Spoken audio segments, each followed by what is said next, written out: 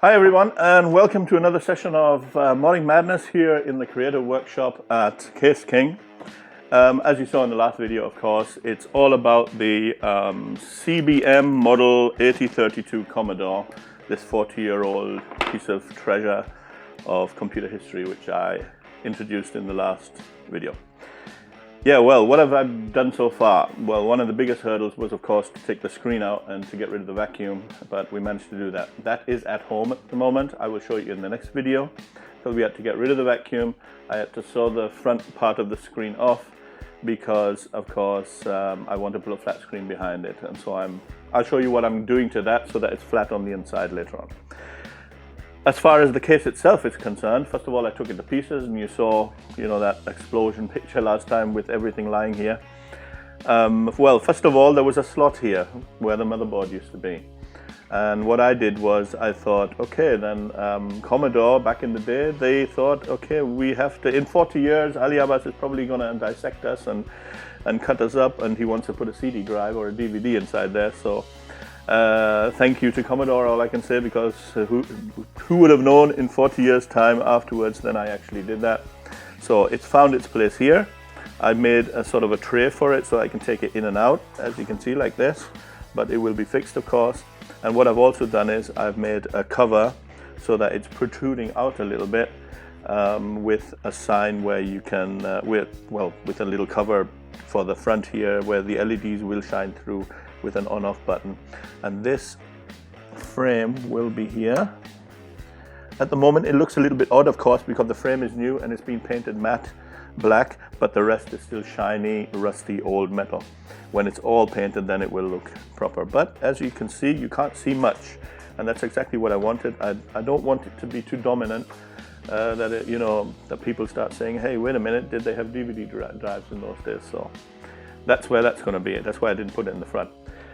One of the other reasons I didn't put it in the front was something which I explained last time as well, is that I wanted to put certain elements here in the front. Now let's start with, let's show you this, what I made here. This piece of mesh is actually going into this very untidy cut, but that doesn't really matter because there's going to be cover on top of it. I put this here, like this. I'll just wedge it in. It will be glued in then, of course, later on. And then I made this frame as well. Shaped it off 45 degrees on every side with the mill, and I made that here, and that's where you actually see, you can see through the mesh, and that's for the keyboard. We had problems finding a good keyboard which actually fits. At the moment I managed to get a Logilink, which we do not sell here, but in this case I had to take something from an external source because simply because of the size. Actually, back in the day they did not have a number pad, and now we have a number pad which actually fits inside this and works like this. Now with a number pad keyboard there would be a sort of break between the keys here, and it would not fit in, so I couldn't take that. That's what that's going to look like. Then the next thing which was new is this is the old sign which was here in the front. And it was ready back in those days for certain elements which they had for cash registers. But what I'm doing is I made a new cover for this. And like I told you in the last video, I took this 5¼ inch floppy drive and I turned it into a switch. So now it's actually an on-off switch with the same LED, which will be the power on. So later on, nothing will disturb the front of it, so it actually looks as if it's all been made back 40 years ago.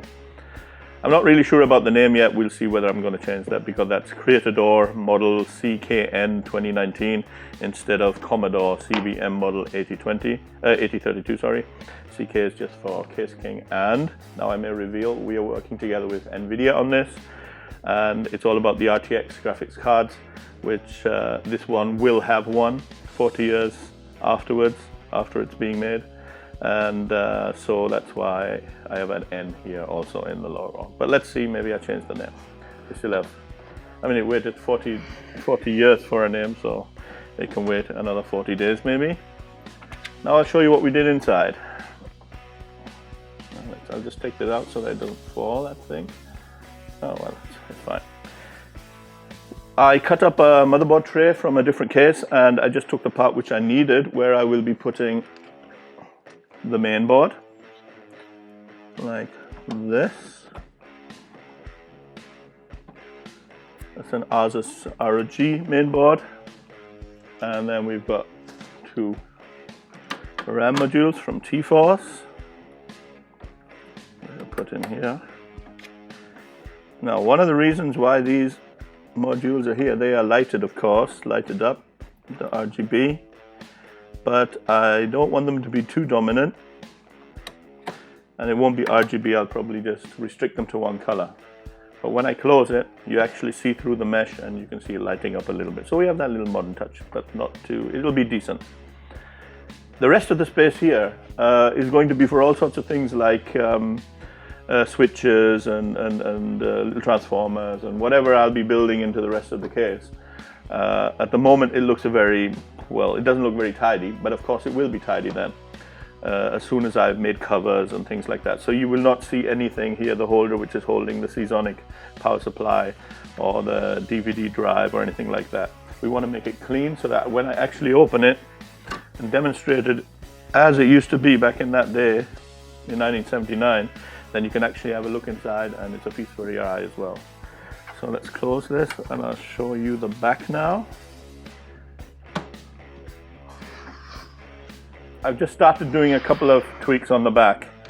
Now, the first thing I thought of was, why not use this hole here? That's where the power supply on-off button and the wire used to be. So I made a cover for that one. So here it's the same system. It's 45 degrees milled off on the sides.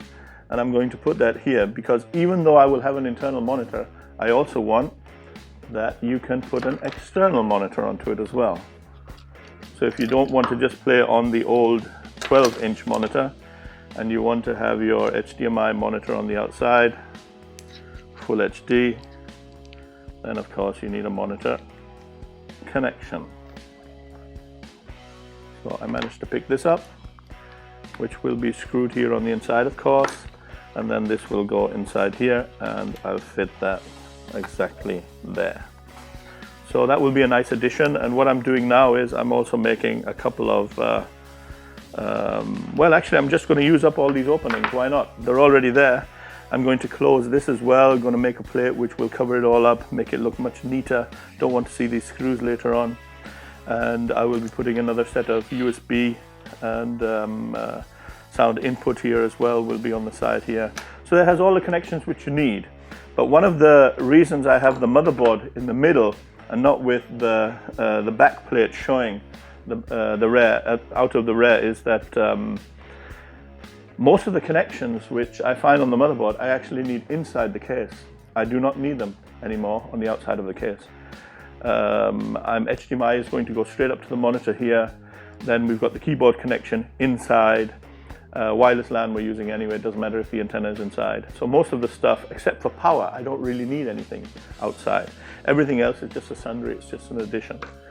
So it's not really necessary that I actually, cut open the case here, like I did here for the power supply unit. What else can I show you? Well, actually, that's just about as far as I am. The only thing which I can tell you is that we're going to have an RTX graphics card. This is not the one which I'm going to use, but it's going to be basically this size, and I'm just using this for propping, and this will be inside the hood where there's a lot of space now because of course I cut up the tube CRT monitor, and I just have the glass front of it, and with everything else that's involved in putting a flat screen there, I only take up that much space. So I got all this wood which I can play with, which is a lot of Hubraum, we call it in German. That's just about it for now, and so I will be gone till Monday next week, and then you can look out for the next episode of Modding Madness. Do tune in, do subscribe and like if you do like it, and thanks for tuning in. Right, see you then.